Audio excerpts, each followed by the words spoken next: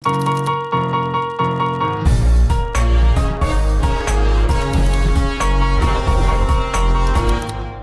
ավանդը մեծ է Երևանի պետական բժշկական համալսարանի ստոմատոլոգիական ֆակուլտետի հիմնադրման կայացման գործում։ Բժշկական գիտությունների դոկտոր պրոֆեսոր, գիտության վաստակավոր գործիչ Վալերի Տատինցյանի տանն ենք։ Հենց նրան ենք բացահայտելու այսօր, առանց փողկապի։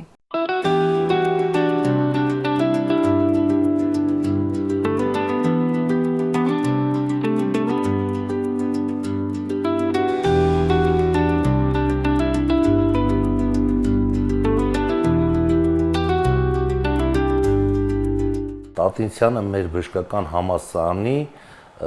այն եզակի դեմքերից է, որը որ կարելի ասել պատմական կերպար է եւ շատ հարգված, սիրված ուսանողների կողմից։ Շատ մեղմ ազնվորություն է, շատ մարդասեր, շատ ընկերասեր, շատ աշխատասեր, շատ հարգված։ Նրա յուրաքանչյուր խոսքից կարելի է վերցնել ինչ-որ մի հետաքրքիր բառ։ Որպես մարդ, որպես ուսուցիչ,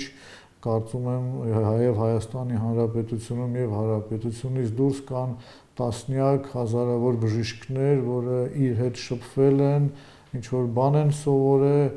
եւ ինքը մեր մոտ ոնց որ մասնագիտության կալիֆեյներից մեկն է հաշվում մինչեւ այսօր։ Վալերի Գուրգենիչը աչքի ընկնում իր ակնհայտ բարությամբ, հոգատարությամբ, հանդեպ ոչ միայն իր ընտանիքի, իր զավակների, իր տիկնոջ, այլ նաև շրջապատի իր սաների հայրական, հարազատական հոգատարություն է տածում։ Ինքը երբեք հունից չի դուրս գալիս ու ես կարծում եմ, որ դա բնութագրում է իր մասին, որպես ինքը շատ ուժեղ մարդ է։ Բնավորությամբ շատ համեստ եւ չգիտեմ ոնց ասեմ, փափուկ մարդ է, էլի, անես որ խոսում ես հետը, նա երբեք ձայնը չի բարձրացնի քո վրա, էլի։ Այդ առումով դրա համար ես բնութագրում եմ իրան որպես արտակարգ պարկեշտ անձնավորություն։ Ինքը աշխատում է ամեն ինչ հարթեցնել։ Տատինցյանը օժտված է այդ բոլոր հատկանիշներով, բայց շատ ավելի զուսպ, շատ ավելի համեստ, շատ ավելի մարդկային եւ շատ ավելի ընդունել։ Եվ այդ առումով համակրանք է ստեղծում։ Ինչքան լավ բաներ կա, կարելի է Վալերի մասին ասել։ Վալերի Գուրգենիչ Տատինցյանի կարելի է կիսվել ամեն ինչ։ Նա շատ հեշտ եւ պարզ անձնավորություն է եւ կարելի է ուղղակի ժամերով նստել, խորհրդակցել, լսել։ Բարև ձեզ, պարոն Տատինցյան։ Բարև ձեզ։ Շնորհակալ եմ մեր ժամանակ հատկացնելու, ձեր հյուրընկալ տանը մեզ ընդունելու համար։ Պատահականություն չէր ոչինչ, մասնագիտության ընտրությունն առավել եւս։ Ինձ թվում է, որ դուք պիտի չմտածեիք, թե ինչ եք դառնալու։ Կարող եմ բացատրեմ, որ գենետիկ ֆակտոր կա է այստեղ, չէ որ հոր եղբայրս եւ մայրս ատամնաբուժ էին։ Մայրս 1946 թվականին ավարտել է այդպես կոչված Պիտիգորսկոյե զուբավրաչեբնայա շկոլա։ Այն թվին ստոմատոլոգիական ֆակուլտետ չկար, ոչ Թիֆլիսում, ոչ Բաքուում, ոչ Երևանում։ Հետո մի հարց կա այստեղ, այնտեղ որ մենք ընդունվում էինք, այդպես օրենք կար, պետք է մի տարի բանվորական ստաժ ունենայիք։ Դրա համար մենք միջև ինստիտուտ या ուսումնարան բան ընդունվեիք, պետք է պարտադիր այդ մի տարի ստաժ ունենայիք։ Ելնելով այդ ամեն ինչից ես չէի պատկերացնում, որ կարող է ուրիշ մասնագիտություն ընտրեի։ Դա համար հասկանալի է, որ մեր տանը ամբողջ օրը այդ առիթը եղել է ատամնաբուժություն, եղել է ստոմատոլոգիա հետ կապված հարցերը, ու ես ստիպված ընդունվեցի ատամնաբուժական դպրոց, որը ավարտելուց հետո ես նայեցի, որ այնտի ինձի չի բավարարում։ Չէ որ գիտությունը զարգանում է, հասկանալի է, նոր նյութեր կա, նոր մեթոդներ կա, ու ես որոշեցի ընդունվեմ Մոսկվայի բժշկական ստոմատոլոգիական ինստիտուտը, մեծ կոնկուրս էր, բայց չեմ ուզում ասեմ, ված չէի սովորում ես, չի կարելի գոնա այդպես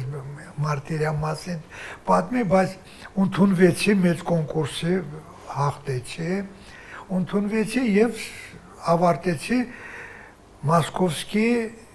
բժշկական ստոմատոլոգիական ինստիտուտը, որից հետո նույն տարի ընդունվել եմ արձինատուրա, թերապևտիկ ստոմատոլոգիա գծով Մոսկվայում, նույն ՑՆԻՍ-ում, это ՑՆԻՍ-ը կոչվում է Центральный научно-исследовательский институт ստոմատոլոգիա, էլի, ՑՆԻՍ-ը ընդունվեցի եւ ավարտեցի 3 տարի է այնտեղ, 69 ընդունվել եմ, 72 թվին ավարտել եմ իմ շեֆս պրոֆեսոր Պանիկարովսկի, չեմ անում, ինչ ելնելով ասելա, բայց լավ կլինի, որ դուք շարունակեք ձեր գիտությունը, այդ դրա համար ես նույն թվին սկսեցի աշխատել կանդիդատսկի դիսերտացիայի հետ կապված, եկավ 78 թիվը, 78 թիվը ուրեմն առողջապահության նախարարությունից, այն ժամանակ սովետ էր էլի, ՍՍՍՐ-ի, ուրեմն գլխավոր մասնագետը Բելակուրովը Լիդիա Պավլովնա, սկլերոզ չունեմ, լրիվ հիշում եմ, կանչեց, ասում է, ձեզ այստեղ սպասում է մեր կաբինետում Երևանի պետական բժշկական ինստիտուտ դիրեկտոր պրոֆեսոր Աստվածատրյանը, Վիլեն Արմենիչ, կարող եք շտաբ գալ, ես ասեցի, ես շեֆիս թույլատրություն կվերցնեմ, հասկանալի է, որ սուբարդինացիա բոլոր տեղն էլ հարկավոր է։ Շեֆս ասում է, դե որ կանչել են, կարող եք գնալ, էլի։ Գնացի Վիլեն Արմենիչը ծանոթացա ռեկտորի հետ, ասեց, իմանում եք, մեր կադրերի ունեք դեֆիցիտ, այդ կոչված դոկտորներ չունեք, ես լսել եմ, որ դուք հաջող ավարտում եք դոկտորականը, ինչ կլինի, որ դուք կարողանաք գաք մեկ հրավիրում եք ձեր Երևանի պետական բժշկական ինստիտուտը, այդպես էլ եղավ, հետո ճիշտ ասած ես ուժե հոգնել եմ օտար ազգերի մեջ աշխատելը, դո Բաքու եմ ծնվել, Ռուսաստան եմ Մագադանում եմ աշխատել, Միջինազիայում այդ բոլորը վերցնեք իմ համար այդպես մեզ պատիվ էր, որ ես կամ Երևան, Հայաստան, մանավանդ կինս Երևանից էր, ուրախացել է, Շողիկ Վազգենովնան, որը ես շատ սիրում եմ, հարգում եմ, որ այդպես գտնվեցի Հայաստանում։ Ու Հայաստանում իմանում եք ինչ, որ եկա ես ակտիվ մտա այդ գործի մեջ։ Եղավ ամբիոնի վարիչ, հետո Զուգահեռ նաև դեկան էիք։ Հա, պրոբլեմայի կոմիսիայի ղեկավար, նախագահ էքսպերտային երկար տարիներ հանրաժողովի նախագահ, որտեղ մտնում էր եւ քիթկոկորտը, եւ աչքը, եւ ստոմատոլոգիան, այդ բոլորը միասին եւ դեկան, ոնց որ գիտխորհրդի նախագահ, ես աշխատել եմ ակտիվ կադրերի պատրաստում, բայց ես պատրաստել եմ այդ ընթացքում 25 հատ տեխնացուական դիսերտացիա եւ 7 դոկտորական։ Ես հաշվում եմ, որ եւ ոչ թե իմ պլանը կատարել եմ, պոտենցիալ ունեմ, բայց իմանում եք տարիքային հարց է եւ մի քիչ աչքի խնդիրներ ունեմ, դրա համար մի քիչ դժվարանում եմ, կոմպյուտերի մոտ նստեմ, տարբեր հարցեր, հոդվածներ պետքա գրվի, պետքա երիտասարդներին օգնեմ։ Ինքը միշտ փորձել է Հայաստանի ստոմատոլոգիական ոլորտը ներգրավել միջազգային եւ երիտասարդներին նաեւ այդ կապերը ստեղծել։ Ինչպիսին որ ինքը դրսևորվում է որպես գործընկեր աշխատավայրում, այդ նույն հատկանիշները նկատվում են նրան աշխատանքից դուրս, նրա հետ շփման ժամանակ։ Երիտասարդներին աջակցելու մեծ խանդավառությամբ, եռանդով, անշահախնդիր ոչ մի երիտասարդի դեմ որևէ փակուղի, որևէ այսպես ասած շլագբաուն չի դնում։ Աշխատեցի իմ կլինիկա ունենամ, հիմնադրեցի կլինիկան, որը կոչվում է Տակ Դենտ, եւ այդ Տակ Դենտը իմի այսօր հանդիսանում է բազա մեր ուսումնամեթոդական մեր համասարանի, Երևանի պետական բժշկական համասարանի բազան է, որտեղ անցկացնում են եւ ուսանողներ, եւ արձինատերներ։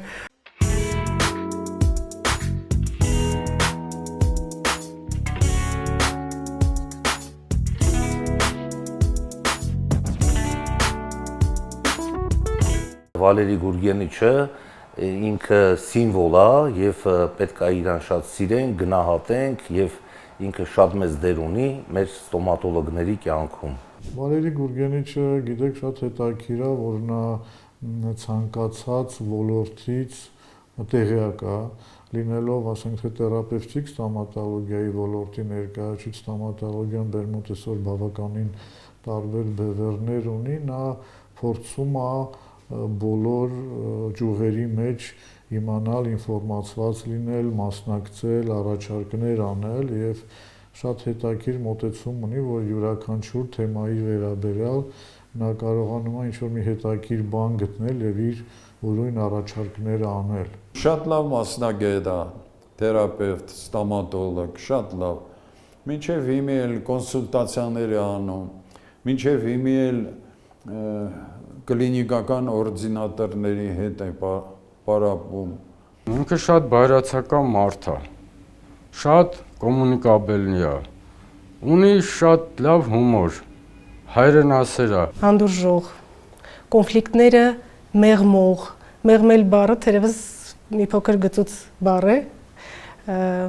կասեցնում է կոնֆլիկտային իրավիճակը նույնիսկ ի հաշիվ իր կոմֆորտի։ Ինքը միշտ փոքրուց ասել է, որ դու վերաբերվի մարդուն այնպես, ինչպես քեզ կուզեն վերաբերվել։ Այսինքն, տեսեք, օրինակ է միշտ բերել, ասել է դու կարաս ասես, նու ռուսերեն ասեմ, իդի սյուդա, կոպիտ, մոտեցի ստեղ եւ կարաս ասես, որ խնդրեմ կմոտենաս։ Հոյակապ մարդ է, հոյակապ ընկեր է, դաստիարակված պապիկ, հայր, ամուսին, ինչպես ուզեք անվանեք, համարյա անթերի մարդ է։ Նա հիմնականում իր այսպես ասած հարցադրումները, իր խնդիրները ուսանողի հետ կապված ներկայացնում էր ժպիտով։ Եվ դա շատ ավելի հեշտացնում էր ուսանող-դեկան հարաբերությունը։ Անշահախնդիր է, ազնիվ է, ցանկացած ձեր թերությունը ինքը ձեր երեսին կնշի եւ կուզի, որ այդ թերությունները ուղղես։ Պարոն Տատինցյան, Հայաստան, Երևանի պետական բժշկական համալսարան մուտք դնելով հիմք դրեցիք նաեւ ստոմատոլոգիական ֆակուլտետի հիմնադրմանը։ Գիտությունը շատ վատ վիճակում էր, վատ վիճակը կարող է մի քիչ ճիշտ չեմ ասում, բայց տխուր վիճակում էր, էլի, տխուր վիճակում էր, որ մեկ իմանում եք, որ դասավանդել բժշկական պետական համալսարանում պետք է անպայման գիտելիքներ ունենաս, բացի դրանից պետք է ունենաս աստիճան, տեխնիկական բան, չէ որ պետք է շարունակվի, չէ, այդ ամեն ինչը։ Այ այդպես էլ մեկ ստեղծեցիք ավելի շուտ, ոչ թե ստեղծեցիք, ամրացրիք կադրերով ու այստեղ սկսեց մեր պոտենցիալը, եկան երիտասարդներ, որը հետագայում բացի տեխնացականը, դոկտորականը պաշտպանեց, էդի Հրանտ Յուրիչի Տեր-Պողոսյաններ, Եսյան Լազար Կարլենովիչներ, Մարինա Միտուշովնա Մարկարյաններ եւ այդպես շարունակ Գայք Վարդգես Շակոբյաններ, սա եկավ դրանով, որ մեկ միանգամից մեզ ուժը ոչ թե մենակ Հայաստանում միջազգային ասպարեզ դուրս եկավ, չէ որ մեկ ստեղծեցիք ասոցիացիա, ասոցիացիա հիմնադրների մեկը եղել են Վանչյան Վանիկը, Ծելիմակը, Աշոտ Գասպարիչը, Լևոն Գրիգարյանը, Լալայան Կարեն Վլադիմիրիչը, Տատինցյան Վալերի Գուրգենիչը, այ եղավ այդպես, որ մեկ մտակ միջազգային այդպես ասպարեզ։ Այո։ Միանգամից ստոմատոլոգիան ոտի կաղնեց, ամեն ինչով։ Իսկ երիտասարդները ու լսարանը կանչում էր ձեզ, ձեր գիտելիքներն ու փորձն անպայման պիտի փոխանցեիք երիտասարդներին։ Դե երիտասարդները իմանում եք ինչ, պետքա եւ այստեղ մի բան կա, որ խորին համոզված եմ, որ շատ ուսանողները դեռ չեն պատկերացնում։ Իրանք իմանում են, որ ստոմատոլոգիան այդ սովորական այդ ատամնաբուժությունն է, իմանում եք, հարկավոր է մենակ ատամի իր բարդությունների հետ, բայց եթե նայում եք ինչ մեծ լայն, ճիշտ լայն մասնագիտություն է, չէ որ վերցնեք էնդոկրինոլոգիա, վերցնեք անկոլոգիան, վերցնեք գաստրոենտերոլոգիան, բոլոր այդ հիվանդությունը բերանի խորոջի մեջ են արտահայտվում։ Դա համար դիագնոզը ճիշտ դնելը ուսանողը պետքա լինի զարգացած բազմապրոֆիլային, հասկանա բոլոր այդ հարցերը, ինչի հետ կապված է եւ այստեղ մեկ չլինեք այդպես մի բան, ես ավարտել եմ, դրանով վերջացա։ Ոչ, իմ կարծիքով մարդ ինչքան կա, պետքա սովորի, տարիքում ես նորից սովորելու կարիք զգում եմ։ Նա ուսանող է եղել է նաև ուսանող, ընկեր, համասանական տարիներին նաև հանդես եկել նաև որպես ծնող համասարանում։ Բացի այն, որ նա ոլորտի հեղինակավոր մասնագետ էր եւ փոխանցում էր մեզ իր գիտելիքները, նա նաև մեծ հոգատարությամբ էր շրջապատում մեզ ուսանողներիս։ Մենք ուսանող էինք եւ այնպես ստացվեց, որ խմբով որոշեցինք բացակայել դասերից մի ամբողջ օր։ Դե բնականաբար բացակայել ենք, այն ժամանակ շատ ավելի խիստ էր եւ մեզ հրավիրեցին դեկանի մոտ։ Ստացվեց այնպես, որ Վալերի Գուրգենիչի sense խոժոր հայացքով եւ խիստ դեմքով ինչու եք նման բան արել, ինչու եք բացակայել, այլ կերպ ասած ինչու եք փախել դասերից։ Իհարկե հորդորներից հետո ես ուղղակի շուռ ասի Վալերի Գուրգենիչ, իսկ դուք ուսանող չեք եղել։ Նա այդ բանին կարծես թե ինչ-որ բան հալվեց եւ ժպտալով ասեց. «Տղա ջան, ես էլ եմ ուսանող եղել, բայց որ փախել եք հովատ բան չեք արել, աս չէ, ընդամենը կինո են գնացել, լավ կինո էր, ասինք հա, դե լավ եք արել»։ Հիշում եմ, երբ որ իմ մոտ ավարտական քննությունն էր, ես ընդամենը 1/4 գնահատական ստացա, այն ժամանակ հին բանալի համակարգ էր, տեսնելով, որ իրականում պատասխանը վատը չի, հիշում, որ ինքը նաև միջնորդեց, որ ասեց, գիտեք, մենք կարծում ենք, որ ձեր պատասխանը 5 է եւ այդպես էլ ձեր արդյունքները կգրանցենք։ Մեզ թվում է, թե մենք շփվում ենք այսօր նույն Վալերի Գուրգենիչի հետ, ինչ եղել է 87, 89, 90-ական թվականներին։ Որևէ բան չի փոխվել, նույն մարդը, նույն ժպտադեմ, նույն խորհրդատուն, նույն հետաքրքիր անձնավորությունը։ Եվ իր մոտ քննություն հանձնելը, իր մոտ դասի գնալը բավականին մեծ հանգստություն էր պատճառում ուսանողներին։ Նա հիմնականում իր այսպես ասած հարցադրումները, իր խնդիրները ուսանողի հետ կապված ներկայացնում էր ժպիտով։ Եվ դա շատ ավելի հեշտացնում էր ուսանող-դեկան հարաբերությունը։ Այնպես էր ներկայացնում իր կլինիկական օրդինատորին միայն իրեն վստահող պացիենտին, որ պացիենտը սկսում էր վստահել կլինիկական օրդինատորներին ի հաշիվ Վալերի Գուրգենիչի հեղինակության, նաև խոսքի հեղինակության։ Ինքը շատ խստապահանջ ա եղել իմ քրոջս եղբորս նկատմամբ, այո, որպես մասնագետ առաջնային։ Ոչ թե մեզ քննացնելուց ինքը ինչ որ հեքիաթ էր պատմված, ինքը շատ երկար արտասանում էր բանաստեղծություններ իր սիրելի գրողների։ Ես հիշում եմ հայրս ժամը 6:30-ին պետք է գա տուն, վերջ։ Մայրս ասում է, հայրիկին սպասում ենք, որ ժամը 7-ին մենք բոլորս նստենք սեղանի շուրջ։ Ու սկսվում էր սեղանի շուրջ նստելով, մենք ինչ էինք անում, զրուցում էինք, խոսում էր պապան, բա իմացար այս Այս հաճախորդ եկավ, էս ինչ դեպք էր։ Ասում ենք, հա, պապա, ոնց ես կոնսուլտացիա արել, ինչ դիագնոզ ես դրել, ինչ որոշում ես կայացրել, ու այդպես մենք տանը կարելի ասել մի փոքր կոնսիլիում տանը սեղանի շուրջն ենք անում։ Աշխատանքում դուք շատ կարևորում եք գործակցությունը նաև այլ մասնագետների հետ, նեղ մասնագետների հետ։ Ինչ է կարծում, հեշտեց ես այդ աշխատել։ Չեմ ուզում ասեմ, բայց 85 տարեկան եմ, ես ոչ մեկին վատություն առաջ չկամ։ Աշխատում եմ եւ աշխատանքի վայրում, եւ ընտանիքում, եւ ընկերության մեջ, ես աշխատում եմ մենակ անեմ այդպես, որ օգնեմ, բարություն եմ, էլի, միշտ աշխատում սերմացնեմ, այդպես հայերեն եթե այդ բառը կարելի է օգտագործել, ինչքանով է ինչ թող իմ մասին ընկերներս ասեն, ես ոնց կարաբոր ձև ասեմ։ Պարոն Տատինցյանի հետ շատ հեշտ է աշխատել, ինչու, որտեվ հեշտ է աշխատել, որտեվ հարաբերությունները, որ մարդկային առումով ուրեմն միշտ ճիշտ են ձևավորվում այն դեպքում, եթե կա ազնվություն հարաբերություններում, եթե տեսնում ես, որ կա անմիջականություն, կա փոխհասկացություն։ Վալերի Գուրգենիչը երբեք խնդիրներ չի ստեղծել, նա միշտ եղել է եւ պահանջկոտ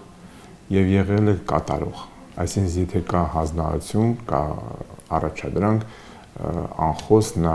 անտրտունջ միշտ կատարել է իրեն վրա դրված պարտականությունները։ Բավականին հեշտ է իր հետ աշխատելը եւ նրա փոխհարաբերություններում առողջ մթնոլորտ ստեղծելու տեսակետից եւ նրա որպես ավագ ընկերոջ խորհրդատվության այսպես մեծ հնարավորության ու պաշարի դրսևորման տեսակետից Պարոն Տատինցյան, գիտական հոդվածների ուսումնական ձեռնարկների հեղինակ եք նաեւ։ Ասեմ, որ միջև այսօր մոտարապես 300 հոդվածներ ունեմ։ 300 ոչ դա տեղային, միջազգային, բոլոր տեղը բոլորը։ Այդ հոդվածներով ես ելույթ եմ ունեցել Ամերիկայում, Սիրակուզայում, Ֆրանսիայում, Մարսելում, Փարիզում, Գերմանիայում եմ ելույթ ունեցել, Բերլինում, այն ժամանակ Հարասլավիա կար, Բելգրադում, դասավանդում էի այնտեղ, չէ որ սերբերեն լեզուն մեր ռուսերեն լեզու հետ շատ մոտ են, հա, հետո հեշտության ես ասում եմ, ուզում եմ ասեմ, որ չեմ սահմանափակել, այդ մենակ այդ բանը տպելով էլի այդ աշխատանքը, բայց գլխավորը ոչ դա մենակ տպես եւ ներկայացնես այդ ամեն ինչը եւ ասեմ, որ շատ ելույթները շատ հետաքրքիր են անցել,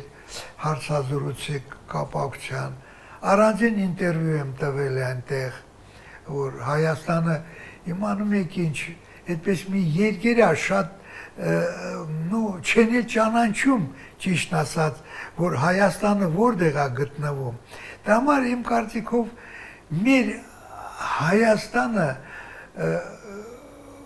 կարող է ճանաչեն այ մասնագետները, որը ներկայացնում են մեր Հայաստանը միջազգային կոնֆերանսներում, հա, ճիշտ է, չէ, ուրիշ ձև չեմ պատկերացնում, կարող է լինի մի ուրիշ մարդ բան, բայց ով կիմանա հայերը Հայաստանը որտեղ են, եւ ասեմ, որ մեր կողքի հարևաններից մեկ միշտ տարբերվում եք, ինձ կարող է սոլիդ չէ, բայց մեր գիտությունը միշտ առաջն էր։ Պարոն Տատինցյան, մեդալների պակասել չունեք եւ դրանք ոչ միայն Հայաստանից են։ Դե ինչ ասեմ ես, Ռուսաստանում երկու անգամ այդ ոսկի մեդալ են տվել լավագույն ստոմատոլոգ, Ռուսաստանի լավագույն ստոմատոլոգ, չէ որ ես այնտեղի պրեզիդիումի անդամ էի, բացի դրանից այնտեղ իմ ամեն ինչը, ինստիտուտն է, հետագայում այդ կրթությունը, դիսերտացիաները սա կախված է Ռուսաստանի հետ, դա համար իրանք այդպես անուշադիր չէին իմ նկատմամբ։ Բացի դրանից Եվրոպայի ռենտգեն մեդալներ ունեմ, Բելգրադի ոսկե մեդալներ ունեմ, տարբեր Հայաստանն էլ գնահատեց ձեզ։ Հայաստանը, Հայաստանի ասոցիացիայի ոսկե մեդալ ունեմ, բժշկական համալսարանի ոսկե մեդալ ունեմ։ Մեդալների պակասություն չկա, փառք Աստծո։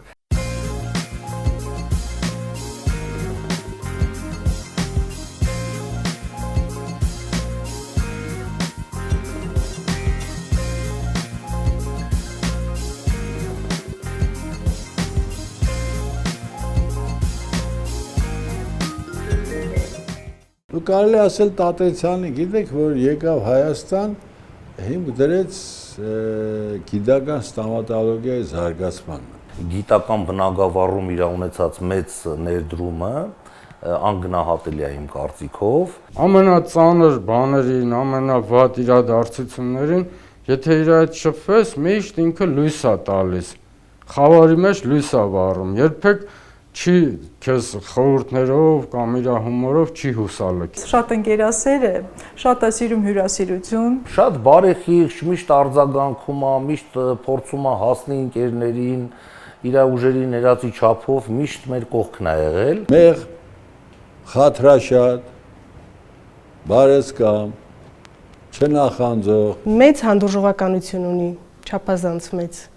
Կայացած ազնվորություններ եւ ընկերական հարաբերություններում եւ աշխատանքում Խարիզմատիկ է, իրեն հնարավոր չէ չնկատել եւ չընկալել, այսպես շրջապատի հոգին, այդպիսի արտահայտություն, եթե բնութագրենք, այո, այդպես։ Ինքը իդեալ է, որպես լավ մարդու, լավ ընկերոջ, լավ գիտնականի եւ լավ ծնողի։ Կատարվեց ձեր երազանքը, արտերկրում ստացած ձեր գիտելիքները պիտի ներդնեիք Հայաստանում։ Ապրեիք ու արարեիք Հայաստանում։ Հետո Հայաստան եկաք էլի մի ճակատագրական դիպվածով, պիտի հանդիպեիք ձեր ապագա կնոջը։ Իմանում եք, եկա ես Հայաստան, հիմա մեկ հարցնում եք, Վալերի Գուրգենչ ասում է, չես փոշմանում, որ եկել եք Հայաստան, այդպես մի բան։ Ես չեմ փոշմանում։ Եվ առաջինը, հիմա ես նոր Մոսկվայում էի, Ռուսաստանում էի, տղայիս մոտ Կրասնոդարում, եւ որ գնում ես օտար երկիր, ուժը զգում ես, որ Հայաստանը քեզ համար ինչ է, իմ կարծիքով այստեղ ավելի լավ մի կտոր պանիր ուտես, կարող է այդ հաղորդումը ճիշտ չեմ ներկայացնում, այդպես, կարող է այստեղ մի ժարի տարած կարտոշկա ուտես, 1000 անգամ ավելի համով չեմ գնաց Ռուսաստան կամ ուրիշ երկրում, իմ կարծիքով ես չեմ ոչ դա չեմ փոշմանում, պրոստը ես ուրախ եմ, որ գտնվում եմ Հայաստանում, իմ ընտանիքը այստեղ է։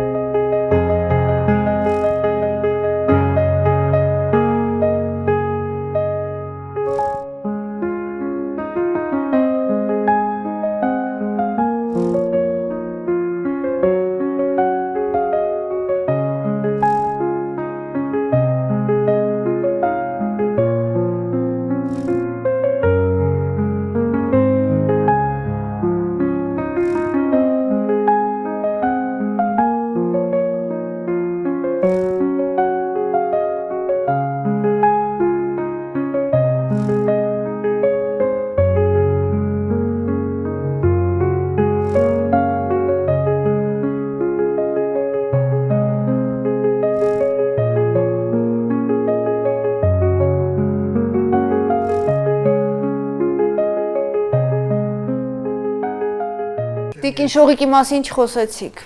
Շողիկի մասին Պատահական հանդիպեցիք, չէ՞ իրեն։ Շողիկը այստեղ Երևանի պետական բժշկական համալսարանն է ավարտել, Տնտեսագիտական ֆակուլտետը, գերազանց սովորում էր, գերազանց ավարտել է, հետո իմանում եք իր բնավորությունը այնքան մարդկային է, այնքան փափուկ է երեխեքի նկատմամբ, բա իմ նկատմամբ շատ հարազատ։ Եվ իմանում եք ինձ, իմ կարծիքով մի բան կա այստեղ։ Հետո ասում են, ինչու է չար երեխա մեծանում, ինչու է այդ երեխան այդպես վատ է։ Այդ դրանից է կախված, որ ընտանիքի մեջ մարդ պետքա միշտ խոսա բարյության մասին, մարդկային, օգնելու մասին մյուսը, հարևանա, բարեկամա, բան, ինչ որ մեկ կնոջս հետ անում եք, միշտ այդպես էլ է, ես զարմանում եմ, որ մյուս ընտանիքների մեջ կա կռիվ, չեմ անում, աղմուկ, բան, մեկ 50 տարի իր հետ ապրեցիք, չհասկացաք երեխեքի մոտ, դաժե իրանք են զարմանում, ասում եմ, պապա, լինում է, որ դուք իրար չեք հասկա, ես ասում եմ, լինում է, բայց մեկ այդպես եք անում, որ հանգիստ, ամեն ինչը անցնի, որ իրար տրավմա չի ենթարկեք, չէ որ իմանում եք, մարդ մի անգամ ապրում այդ աշխարհում, ու պետք է այդպես ապրի, լավ ապրի, բացի իրանից պետք է բարյություն սերմացնի բոլորի մոտ, որ մեկ իմանաք, որ հայ ազգը ինչ մեծ ինտելիգենտ գիտելիքներով ամեն ինչով Ձեր զավակները ձեր ուղին շարունակեցին։ Դե իմ զավակները բոլորը վերցնեք բոլորն էլ 4-ն էլ բժշկական թեկություն ունեն։ Դպրոցը ավարտելուց մեկտեղ ուրիշ պատկերացում չունենք, ինչ մասնագիտություն պետք է ընտրենք, որովհետև տատիկս, հայրս մենք այդ մթնոլորտում ենք մեծացել, տեսել ենք ինչպես մենք նստած ամբողջ օրը մենք դա ենք լսում, ինչ կարծիք ունես, հայրս միշտ տատիկին էր հարցնում, ես ինչ պացիենտ ես, ինչ դեպք եղավ, հայը տատիկս ինչ որ պատասխանում էր, դա ենք տեսել, ուրիշ բան չենք պատկերացնում, թեպետ մեզ բազմակողմանի կրթել են։ Ինձ համար հայրս եւ այդ մասնագիտությունը, ոնց որ ես ինչ ասեմ, առանց իրար ես չեմ պատկերացնում, ինձ մոտ ասենց հայրիկս է եւ ստոմատոլոգիան է։ Երևի դա է եղել, որ ես ընտրությունը կանգնել եմ հենց այդ մասնագիտության վրա։ Ես հիշում եմ, մենք համասարանում ենք, երկրորդ կուրս ասում է, դա ինչ չի հետաքրքրում, դասերից հետո գալիս եք ինձ մոտ։ Մենք դասերը ավարտելուց մեկտեղ մենք պիտի բարձրանայինք ամբիոն, իր կողքը կանգնենք, նայենք։ Մեծ աղջիկս Մոսկվա ավարտել է ինստիտուտ բիոտեխնոլոգիա։ Իմի Մոսկվայի այդ միս կոմբինատի Չերկեզովի ամենից մեծ միս կոմբինատն է։ Դրա գլխավոր բժիշկն է։ Թորնիկ ունեմ, որը Մոսկվայի առաջի բժշկական ինստիտուտն է ավարտել եւ նեյրոխիրուրգա, արձինատուրա ավարտել Մոսկվայում, Բուրդենկայա կոչում։ Նու Լյուդմիլա Վալերիևնան ինքը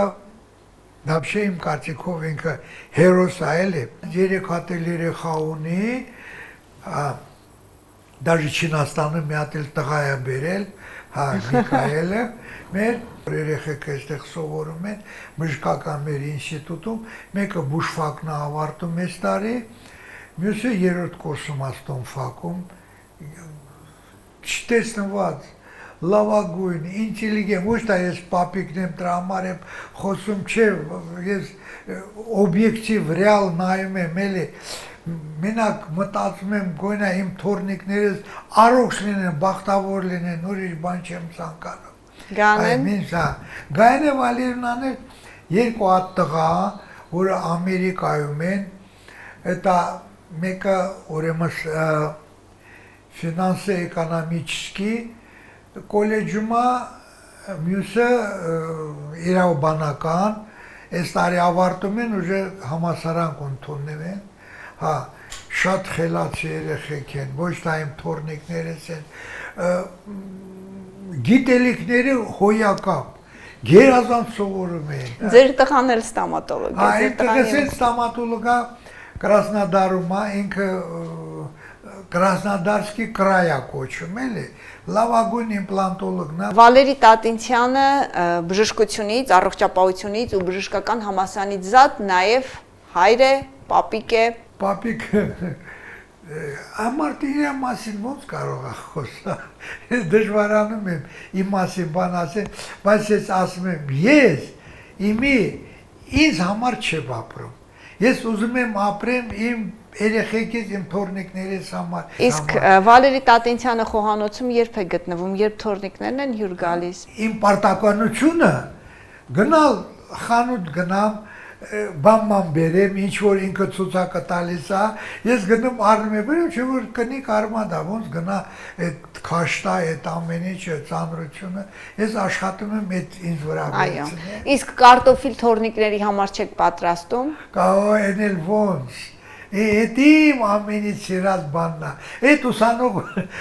կան ժամանակից է եկել սիրում էի կարտոշկա ժարկո անեի հատուկ։ Իմ թորնիկները գալիս են ասում, պապիկ, դու էլի ժարի տարա, մեզ մոտ չի լավ ստացվում։ Իրա թորնիկները գիտի, որ շաբաթ կիրակի պետք է իրա մոտ գան, ինքը առավոտյան արթնանում է, ես պետք է իմ սարքեմ, իմ կարտոշկեն սարքեմ, կամ ինչ որ միա ձվածեղա պատրաստում։ Բա, ինքը այնպես համով բաներ է պատրաստում, Վալերի Գուրգենիչը, դե որպես հայ ընտանիքի տղամարդ, դե շատ փայլուն ձևով, գերազան ձևով պատրաստում է հայկական խորովածը, ինքը ասում է ոչ մեկ իմ ձև չի կարա պատրաստի։ Պարոն Տատենցյան, երաժշտությունը բժշկության մեջ օգնում է։ Ես ինքս նվագում եմ, ակարդեոն եմ նվագում։ Ուսանող ժամանակ Մոսկվայում ես 2 տարի աշխատել եմ ձկան ռեստորանում, իրիգուները նվագում էի, հետո 2 տարի աշխատել եմ թարախային բաժնում պրոֆեսոր Կրասնովը, այնտեղ կոչված 33-й больница։ Այդ Եկատերինա II-ը, այդ հիվանդանոցը բան արել, սարքելա для нищих։ Հետո այդպես հիվանդանոցը այմի դարել, այդտեղ ինստիտուտի բազայա, այդ բազայում կա թարախային բաժին, որ այնտեղ աշխատել եմ 2 տարի,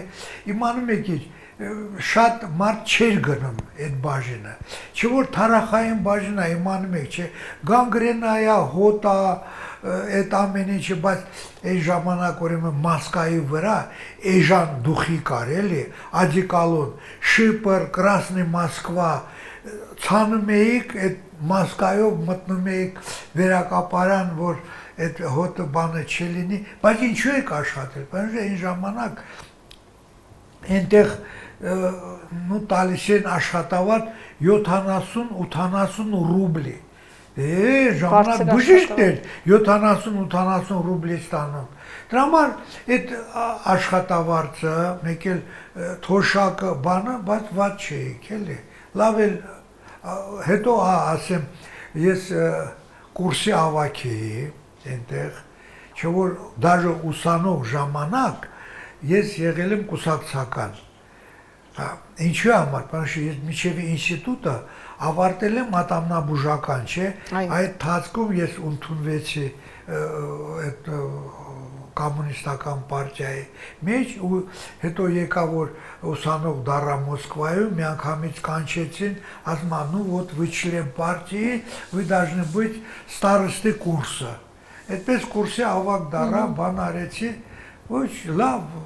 Ված չէիք սովորում։ Իսկ բանաստեղծություններ կարդալ դեռ ուսանողական տարիներից էր ձգում։ Ես շատ եմ սիրում բանաստեղծությունը։ Կարդում էի Պուշկինը, Լերմոնտովի, Մայակովսկի, Եսենինը։ Արտասանելը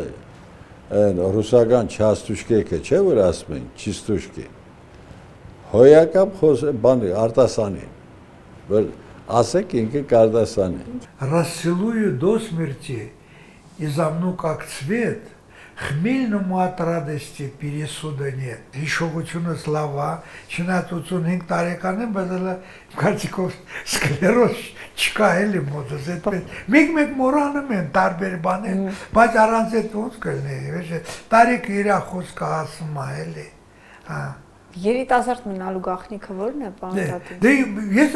ամեն առավոտ չեմ թաքցնում։ Ես զարյատկա եմ անում, հա, անպայման։ արդեն 80-ից ավել տարիքի մարդ է, բայց երբ որ գնում ես իր սենյակ, միշտ պացիենտ է ընդունում եւ իր կողքին 2-3 երիտասարդ օրդինատոր սովորում է։ Այս տարիքում էլի գիտությունն է ղեկավարը, տեխնազվարական եւ այլ։ Եվ ինքը ընդհանրապես մեզանից երիտասարդ է։ Հետո իմանում եք ինչ, կարգապահությունը ուրիշ բան է, էլի, կարգապահությունը։ Ես ուզում եմ ասեմ, որ ինչքան 20 ավելի տարի ամբենի վարի չէ, 10 տարի ավելի դեկան է, բան է, հենց դժվար ժամանակ, երկրաշարժ է, պատերազմ էր, բան է։ Ես, որ ուշանամ գործի, 9-ից 15-20 պակաս պետք է լինեմ ամբիոնում։ Ես միշտ ասել եմ, ասում բանը վասպիտатель должен быть сам воспитанным, Макаренкան ասել։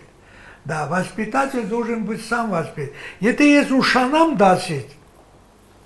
իմ աշխատողը կասի, ամբյոնի վարիչը ուշացել է, բա մեկ էլ իրավունք ունեք ուշանալ։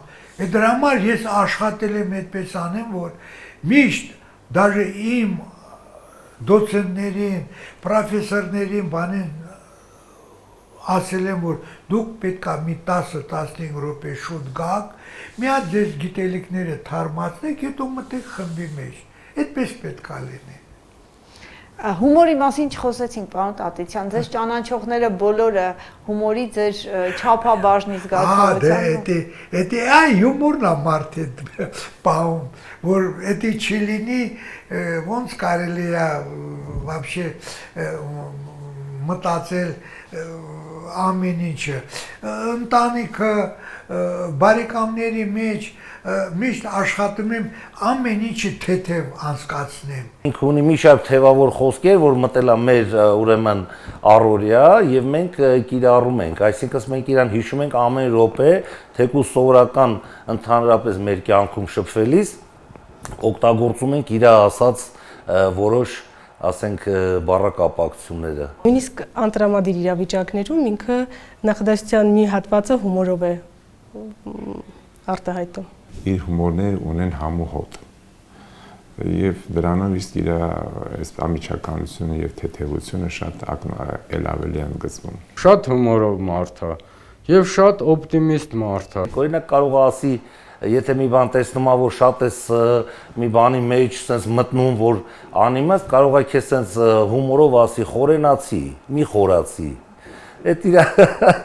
այսպես մի շարք sense հումորով ուրեմն ինքը արտահայտություններ կարող է անել եւ լիցքաթափել մթնոլորտը, ստեղծել լավ միջավայր աշխատանքային եւ հումոր ունի եւ բանաստեղծություններ հումորով ասել գիտի, այնքան բան գիտի, այնքանի շատ։ Միշտ քննությունից առաջ հումորներ է անում։ Դա մարդուն ոնց որ դրական լիցքով է տալիս, էլի, այսինքն վախեցած ընդ ուսանողը, դասախոսը խիստ դեմքով նստած, ինքը առավոտյան մտնում է, գեղեցիկ անեկդոտ է պատում, այդ լրիվ լարվածությունը թոթափում է։ Դա շատ կարևոր է։ Լինում է, որ ներսում շատ հուզված եմ, բայց ես ցույց չեմ տալիս, էլի, աշխատում եմ բոլոր հումորը այդպես անցկացնեմ գնալ։ Պարոն Տատիցյան, իսկ ինչ է կարծում, ինչ թերություն ունեք։ Թերությունը իմանում եք ինչ է, թերությունը կար, տարիքը շուտ է անցնում։ Իմ կարծիքով էլ պոտենցիալը շատ է, կարող եմ աշխատել, մենակ մի ուրիշ բան ուզում եմ ապրեմ, որ իմ շրջապատը, իմ թորնիկները, իմ երեխեքը գոնե մի հատ օգուտ բերեմ, էլի իրանց։ Փորձում եմ հիշել, թե ինչ թերություն նա կարող է ունենալ։ Դժվարանում եմ։ Նրա թերությունը իմ կարծիքով կայանում է նրանում, որ նա անթերի է իմ կարծիքով։ Մի անգամից դժվարանում եմ ասեմ թերություն, եթե նույնիսկ ինչ-որ թերություններ կա, դա աննշան է։ Դերևս չափից դուրս հանդուրժողականությունը։ Եթե կարելի է դա համարել թերություն, այդպես կարող եմ բնութագրել։ Շատ է հավատում մարդկանց։ Դժվարանամ ասել։ Թերություններից երևի բարի է եւ մի քիչ շատ է վստահում մարդկանց, կարող որոշ մարդիկ դա չարաշահում են։ Թերությունը դրա բարիությունն է։ Առանձնապես կարելի ասել նաև անթերի մարդը։ Ուզում եմ հակառակը ինչ որ կա կիսեմ բոլորի հետ, որ բոլորն էլ ինպես ուրախանան մեր այդ աշխարհը, ուրախացնեմ բոլորին։ Շնորհակալ եմ անկեղծրույցի համար։